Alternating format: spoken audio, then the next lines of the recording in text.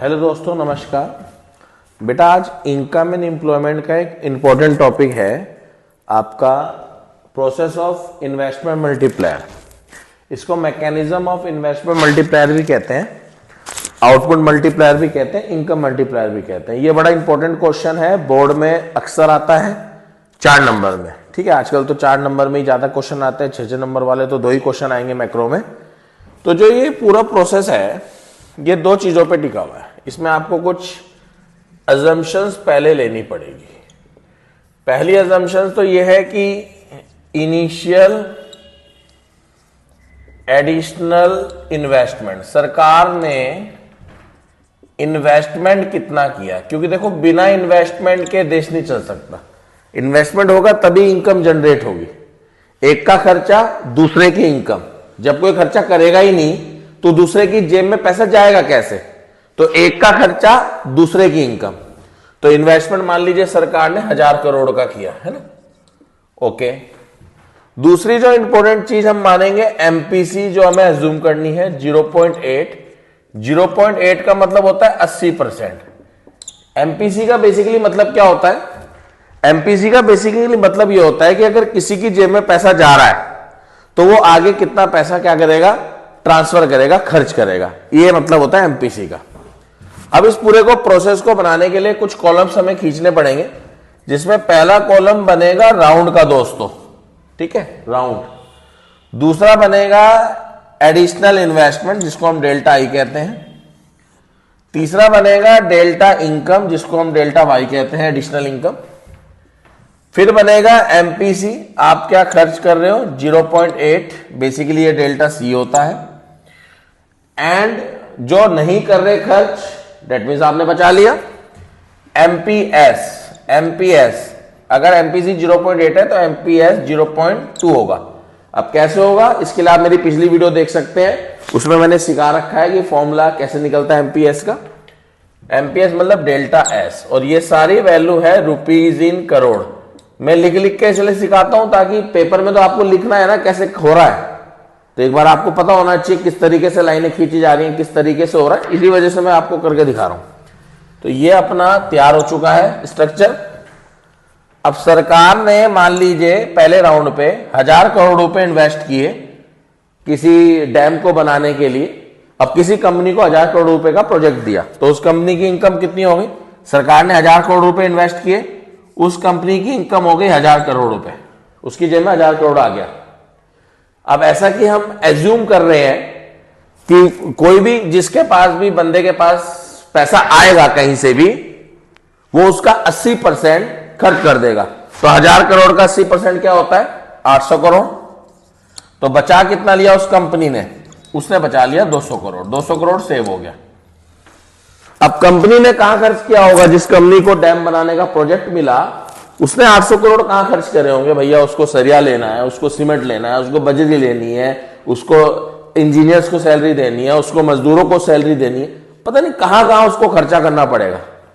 तो इसका मतलब जिन लोगों पे उसने खर्चा किया कंपनी ने 800 करोड़ रुपए, उन लोगों की इनकम कितनी हो गई? भाई मैं अगर किसी से राशन खरीदूंगा 1000 रुपए का, तो मेरा तो खर्चा, पर राशन वाले की 1000 रुपए की इनकम। तो इसका मतलब दूसरे राउंड में जिन लोगों पे हमने खर्चा किया होगा उनकी इनकम कितनी हो गई होगी? 800। इन्वेस्टमेंट कुछ नहीं हुआ। इन्वेस्टमेंट तो सरकार ने बस एक बार ही किया, उसके बाद कोई इन्वेस्टमेंट नहीं करेगी सरकार। तो इस लाइन को तो मैं सीधा ऐसे खींच देता हूं टेढ़ा कि अब नीचे भैया कुछ नहीं होगा। तो सेकेंड राउंड में जिन बंदों के पास 800 करोड़ रुपए आए, भैया वो भी तो कुछ नहीं रखेंगे ना अपने पास, भाई उनको भी खर्चा करना है, उनको भी घर चलाना है, उनको भी चीजें चाहिए, उनको भी बच्चों की फीस भरनी है, उनको भी राशन लेना है, उनको भी घर का रेंट भरना है, उनको भी बिजली का बिल भरना है। तो वो भी बंदे आगे खर्च करेंगे, ऑब्वियसली खर्च करेंगे। तो सेकंड राउंड में जिन लोगों के पास 800 करोड़ रुपए आएंगे वो आगे उसके क्या करेंगे? 80% खर्च करेंगे, 640 रुपए, 640 और 160 हो जाएगा सेव। अब तीसरे राउंड में ऐसे चलता रहेगा, एक का खर्चा दूसरे की इनकम।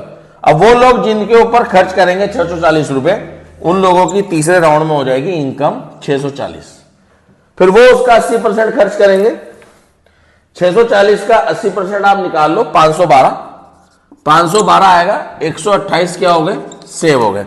तो तो ये प्रोसेस जो है मैं ऐसे ही डैश डैश कर दूंगा, ये राउंड में चलता रहेगा प्रोसेस। बस आप मिनिमम 2 राउंड, मैक्सिमम 3 राउंड, यहां तक आपको पेपर में बनाना है अगर आप पूरा प्रोसेस बना रहे हैं तो।